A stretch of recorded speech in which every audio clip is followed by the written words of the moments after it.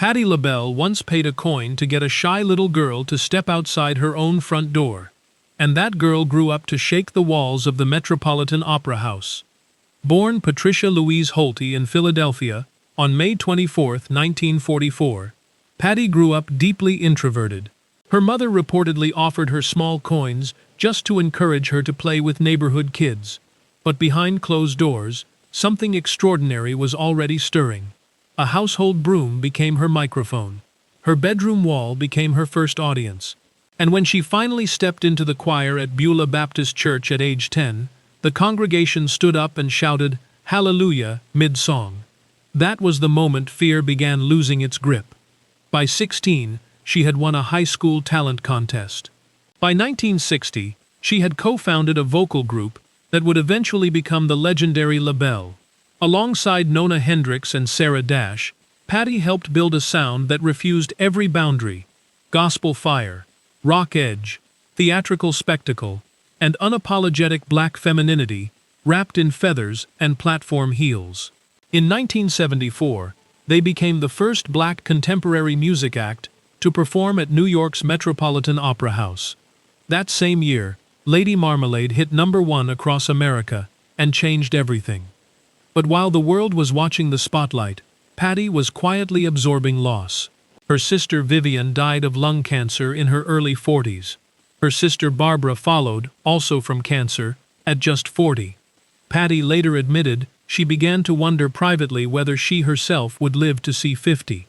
She carried that fear through sold-out arenas and TV appearances, through her solo breakthrough with If Only You Knew, and the massive duet On My Own with Michael McDonald, a song millions used to survive heartbreak, recorded by two singers who hadn't even met in person yet. Then came the moment she has never stopped carrying. In 1989, her youngest sister Jackie was gravely ill with cancer.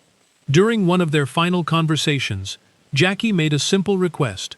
She wanted Patti to make her an egg sandwich. Just that. Something warm and familiar from her sister's kitchen. Patti told herself she'd do it soon. She never did. Jackie passed away before she got the chance. Years later, Patti described the guilt in her own words. She had been holding it for decades.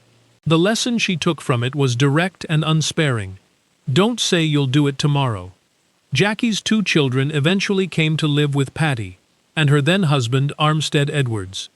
The family grew not just through birth, but through love and responsibility, shaped by grief.